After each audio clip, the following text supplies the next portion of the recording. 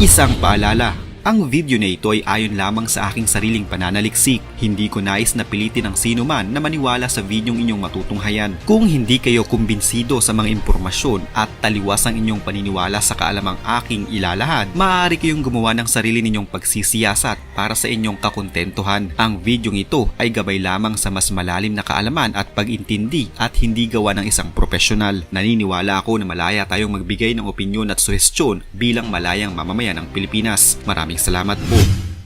Tila mas lumalala na ngayon ang tensyon sa West Asia dahil maraming mga bansa na at mga grupo ang nakikisali sa kaguluhan sa pagitan ng Israel at ng Hamas sa Gaza.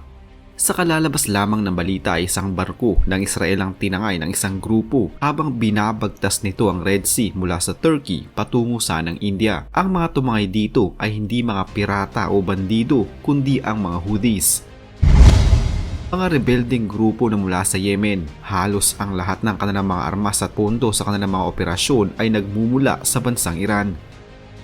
Sa madaling salita, sila ay mga Iranian proxy gaya ng Hamas at ng Hezbollah. Noong nakaraang buwan lamang ay nagdeklara sila ng pakikipagsagupaan sa bansang Israel at tutulungan umano nila ang Hamas, Islamic Jihad at ang Hezbollah. Kinumpirma ng Israel Defense Forces ang pagtangay ng isang cargo ship na Galaxy Leader na pagmamay-ari ng isang bilyonaryong Israeli.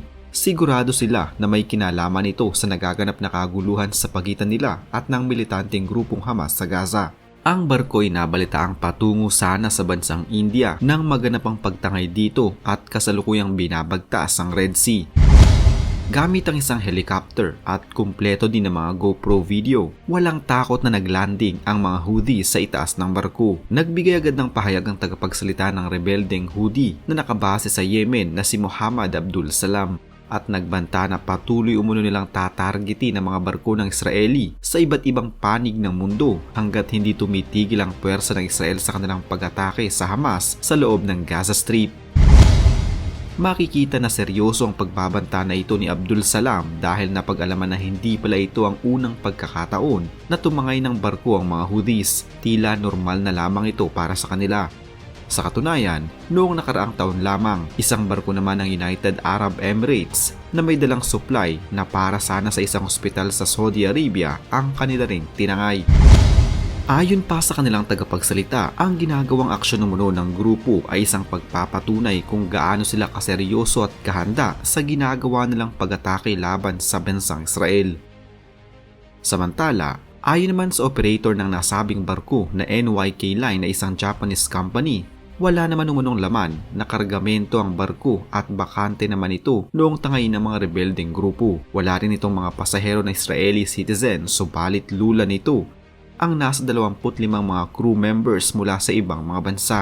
Kasama na nga dito ang ilang mga Pilipino, Bulgarian, Mexican at Ukrainian. Ayon sa inilabas na pahayag ng Houthis, tinatrato umano nila ang mga crew sa kasalukuyan na base sa kanilang paniniwala sa Islam. Maliban doon ay wala na silang iba pang nabanggit sa kalagayan ng mga crew ngayon. Hindi pa din kumpirmado sa kasalukuyan ang eksaktong bilang ng mga Pinoy crews. Wala ding inilabas na listahan ng mga pangalan ng mga nakasakay sa barko.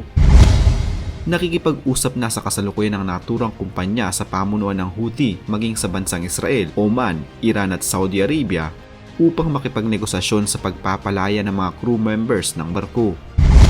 Agad din na naglabas ng pahayag ang Prime Minister ng bansang Israel na si Benjamin Netanyahu at sinisisi nito ang Iran dahil isa na naman umano itong act of Iranian terrorism ayon sa kanya at malaking banta daw umano ito sa global shipping industry.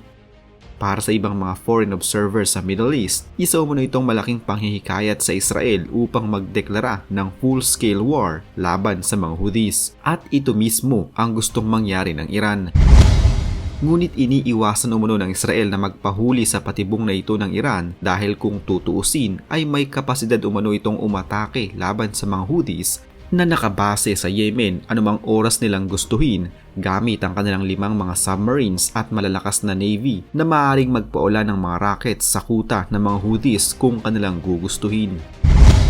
Hanggang sa ngayon ay nakatikom pa din ang bibig ng Israel Defense Forces at maging si Israel Prime Minister Benjamin Netanyahu sa kung anong hakbang ang kanilang susunod na gagawin bilang ganti sa insidenteng ito. Kung wala namang nakasakay na Israeli citizen sa naturang barko ay bakit nga ba ito tinangay ng mga Houthis? Isang katanungan ng komplikado gaya na lamang ng kung paano ang isang cargo vessels ay nakakapaglayag sa karagatan. Kadalasan kasi ang isang cargo vessel ay pag-aari ng isang bansa pero nakarehistro sa ibang bansa at pinapagana din ng iba pang bansa. Ang nasabing barko na tinangay ng mga rebelding grupo ng Houthis ay pag-aari ng isang British firm, pinapagana ng bansang Japan at nakarehistro sa Bahamas. Pero bakit nga ba ito kinuha ng mga Houthis? Ayon sa mga lumabas na balita, ang barko ay may kaugnayan kay Abraham Rami Unar, isang Israeli businessman at isa din sa pinakamayamang tao sa Israel. Lahat ngayon ng mga stakeholders ay nananawagan na palayain ng mga crew na lulan ng naturang barko. Ang Red Sea ay maituturing na key shipping route at mahalagang ginagampanan pagdating sa shipping industry. Mahigit sa 10% ng global trade ang dumaraan sa Red Sea. Ano ang mangyayari kung ang rutang ito ay naging napakadelikado at paano kung ang mga Houthis ay tumangay ng marami pang mga barko? Kung mangyayari man ito, mas magiging malaki ang problema ng mundo. Maaring maapektuhan ang mga major supplies ng produkto. Ang presyo ng langis ay maaaring tumaas ng sobra at nangangahulugan ito na ang ibang mga bansa ay apektado din. Maaari din ang ibang mga bansa ay magpadala ng mga warships sa Red Sea, mag-escort ng mga cargo ships at bantayan ang naturang parte ng karagatan na siyang ginagawa ng Amerika.